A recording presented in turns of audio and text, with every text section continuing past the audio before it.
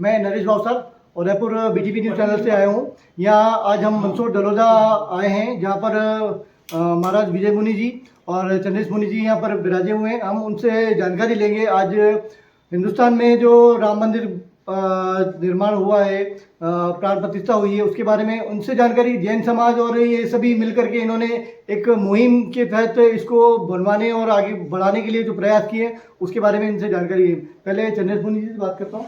महाराज जी, थोड़ा बताएं कैसे क्या है, आपका परिचय दे देंगे पहले पूरा। मेरा परिचय तो क्या बताऊँ मैं आपको। मेवाड़ की माटी, वीरभूमि, चित्तौड़गढ़ के जिला डुंगला के, चित्तौड़ जिले के डुंगला गांव के हैं हम। संसार पक्ष का गांव हमारा मातृपक्ष जो है वो डुंगला के हैं। और हमारे माता जी जो हैं श्रीमती मनोहर भाई, पिताजी गुलाब जी नागौरी हैं, नागौर परिवार से हम हैं।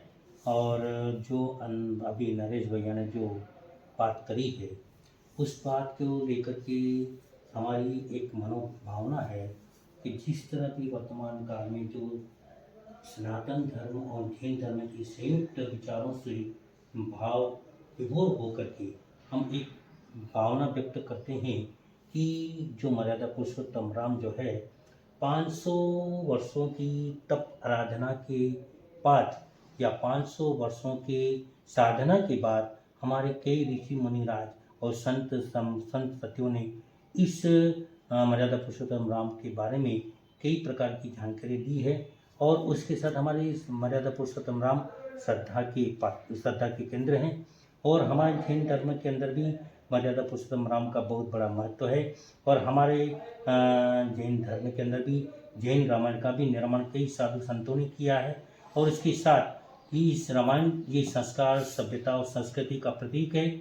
और मर्यादा पुरुषोत्तम राम जो है अपनी मर्यादा में रह करके जो अपने जीवन में कुछ संस्कारों को छोड़कर सुसंस्कारों से ओतप्रोत होकर के अपने स्वयं के मर्यादा का ध्यान रखते हुए अपने आप का एक नया इतिहास कायम किया है।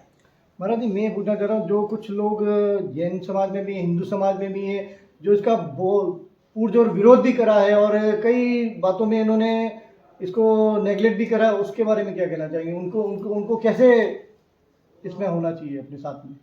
वैसे विरोध तो होना नहीं चाहिए, क्योंकि ये हमारी संस्कृति है, हमारे संस्कार है, हमारी सभ्यता है। और उसके साथ हमारे श्रद्धा के केंद्र हैं। मर्यादा पुरुषोत्तम राम जो है वो बहुत ही मर्यादित जीवन जीने वाले महापुरुष थे। हम चाहते हैं कि ऐसे संस्कारमय कार्यक्रमों में अपना असहयोग न करके सहयोग की भावना को आगे रख करके कदम बढ़ाना चाहिए। उन आस्तिक लोगों को हम कैसे अपने साथ में लेकर चले, वो थोड़ा बताएं। हम साथ में लेकर चलें, आत्मीयता से, प्रेम से उसको समझाने का प्रयास किया जाए और उनको इस तरह के भावों से ओतप्रोत किया जाए जिससे मर्यादा पुरुषोत्तम राम के प्रति उनके मन में श्रद्धा भाव पैदा हो। बहुत बहुत धन्यवाद महाराज जी। और मैं विजय मुनि जी से कहना चाहूँगा। विजय मुनि जी, आपका परिचय दे दें थोड़ा सा। हाँ, मेरा नाम विजय मुनि है। मैं जैन दिवाकर संत परंपरा का भी इसमें प्रवर्तक हूँ। मेरे माता पिता का जन्म स्थान उदयपुर है। मेरे पिताजी का नाम मनोहर सिंह जी कोठारी है, माता जी का नाम शांताबाई है। दीक्षा जी को करीब 57-58 वर्ष हो रहे हैं।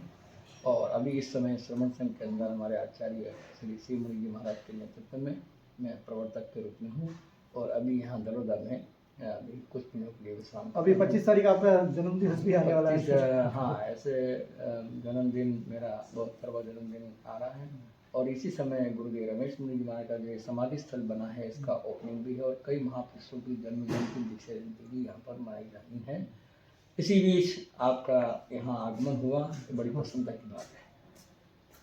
और अब आप क्या जानना चाहते हैं वो? मैं तो यही जानना चाहता हूँ, श्री राम जन्मभूमि जो बनी है हमारे, बड़ी लोगों की आस्था रही, उसमें कहाँ से वो कितने शहीद हुए हैं, उसके बाद ये प्राण प्रतिष्ठा हुई है, उसके बारे में थोड़ा सा आपसे जानना, यानी इसको कैसे और आगे सनातन धर्म को आगे लाया जाए। जैन इतिहास और वैदिक धर्म ये पुरातन युग से चले आ रहे हैं। यूँ देखा जाए तो भगवान प्रथम तीर्थंकर में, जैन धर्म में प्रथम तीर्थंकर आदिनाथ भगवान है, और वहीं से ये सारे ही परंपराएं चलती रही हैं। कुछ कुछ विचार भिन्नता होती गई, तो उसमें भी फिर धीरे धीरे आचार भिन्नता होती गई और एक परंपराएं बनती गई। और भारत देश के अंदर श्रमण और ब्राह्मण ये हमारा पुरातन युग से चला आ रही परंपरा है, और दोनों का एक साथ संबंध रहा है। जब भी तीर्थंकर हुए हैं क्षत्रिय वंश में हुए हैं, और उनके जितने भी गंधर्व यानी प्रमुख संत जो हुए हैं शिष्य के रूप में, वो सब ब्राह्मण हुए हैं। तो ये दोनों परंपराएं तो हमारी क्या है, एक साथ जुड़ी हुई है। और भगवान श्री राम जो है वो हमारे जैन धर्म में 20वें तीर्थंकर मुनीश्वर स्वामी के समय में वो भी एक महान राज राणा के रूप में उत्पन्न हुए, यानी महाराज दशरथ के घर में उन्होंने जन्म लिया, और जैन धर्म में वे बलदेव के रूप में कहलाए। हमारे यहाँ तीर्थंकर, चक्रवर्ती, वासुदेव, बलदेव और ये होते हैं प्रति वासुदेव। तो इनमें बलदेव जो होते हैं वो एक बहुत शांति प्रिय होते हैं और बहुत संतोष प्रिय होते हैं और मर्यादा का अपना पूरा ध्यान रखते हैं। तो जो भगवान श्री राम का जो बना है मंदिर, और उसमें जो हमारे लोगों ने बहुत संघर्ष भी किया है और बहुत कुछ समर्पण भी किया है, तो इसमें कोई अतिशयोक्त नहीं है, क्योंकि ये जैन संस्कृति और वैदिक संस्कृति दोनों से मिली जुली संस्कृति है। और मिलजुल करके ही हमको अहिंसा, संयम, सत्य, अस्तेय, ब्रह्मचर्य, अपरिग्रह जो सिद्धांत है, जो यहाँ भारतीय संस्कृति और दर्शन को महत्वपूर्ण बनाने वाले जो गौरवमय जो ये पथ है, और इन पथों का यानी आचरण जिसको कहते हैं, आचार संहिता कहते हैं जिसको, उस आचार संहिता का पालन भगवान श्री राम ने भी किया था।